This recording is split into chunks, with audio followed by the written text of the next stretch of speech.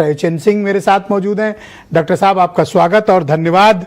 क्या ये बहुत बड़े पैमाने पर विधायक लोग अपनी निधि से दलाली खा रहे हैं?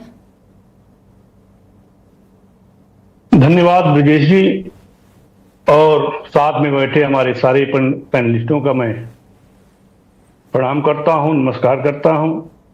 देखिए ब्रिजेश जी, भाजपा के विधायक ने खुले मंच से जो ये स्वीकार किया कि विधायक निधि का 10% मैं कमीशन लेता हूं और हमें तनख्वाह ऊपर से मिलती है। जरा सोचिए कि ये सिर्फ बयान नहीं है, ये पूर्ण रूप से स्वीकारोक्ति है। जिस पैसे से गांव में सड़क बननी चाहिए, किसानों को सिंचाई मिलनी चाहिए, नौजवानों को रोजगार मिलना चाहिए, गरीबों को इलाज मिलना चाहिए, उसी पैसे में भाजपा विधायक अपना हिस्सा तय कर रहे हैं। यह जनता के हक की लूट है।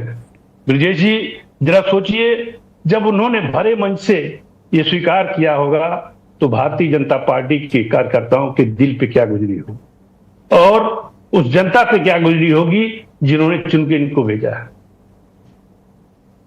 तो मैं तो स्पष्ट कहना चाहता हूं कि ये पूरी तरह से जनता से दूर हैं, अपने कार्यकर्ताओं से दूर हैं, फिर भी ये सरकार बना रहे हैं। तो ये वक्तव्य शुद्ध रूप से सिद्ध करता है कि भारतीय जनता पार्टी की सरकार कार्यकर्ताओं के बल पे नहीं बनती, जनता के वोटों से नहीं बनती, वोट की चोरी से बनती है, जो महाराष्ट्र में। डॉक्टर साहब, अब मेरा अगला सवाल है कि आप भी विधायक हैं, क्या आपको भी इस तरह के प्रस्ताव आए कि इस काम के एवज में 10% ले लीजिए, 20% ले लीजिए? ठेकेदार लोग प्रस्ताव तो देते होंगे।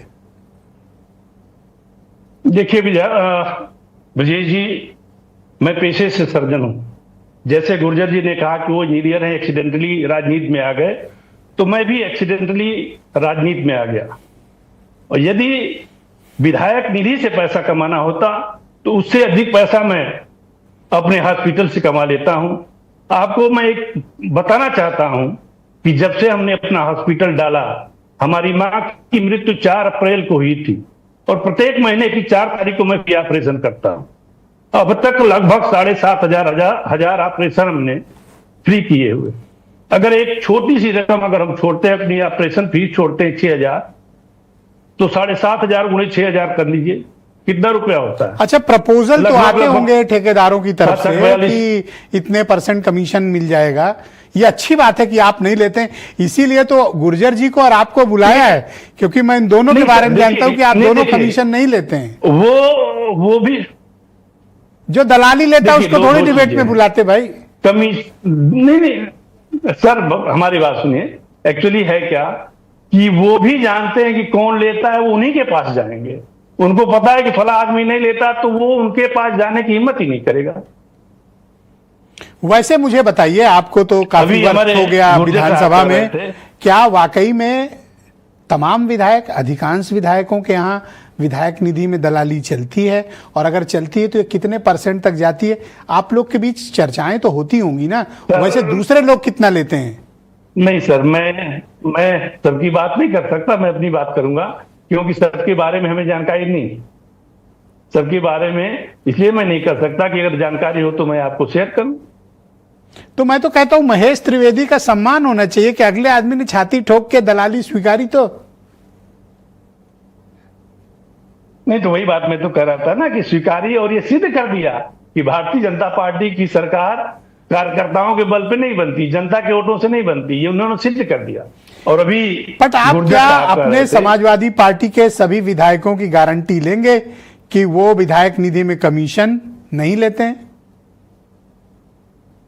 देखिए, मैं फिर आपसे कहना चाह रहा हूं कि यदि मैं किसी के बारे में इस बात की जानकारी अगर हमको नहीं है तो मैं तो सिर्फ अपनी बात कहूंगा। सारे विधायकों की जिम्मेदारी कैसे ले सकता है एक आदमी अगर जानकारी नहीं है? पर ये मानने में कोई आपको गुरेज है कि देखिए, नंद किशोर जी ने तो बोल्डली एक्सेप्ट किया कि इस तरह की चीजें होती हैं और उसके खिलाफ हैं। नहीं, उन्होंने, मैं भी खिलाफ हूं इसके।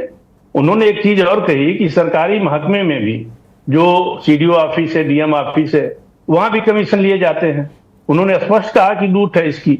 तो वास्तव में लूट तो है सर। कोई सीडीओ डीएम ने कहा कि हाँ मैं 10% लेता हूं, वो लेते हैं सर, पर वो कबूलते नहीं है सर। और आप लोग खा के बोल देते हो सर, आगे तो आपसे हजम नहीं होता, उनका हाजमा ठीक है। जी जी जी जी बहुत शुक्रिया डॉक्टर साहब, प्लीज हमारे साथ कंटिन्यू रहिएगा। मैं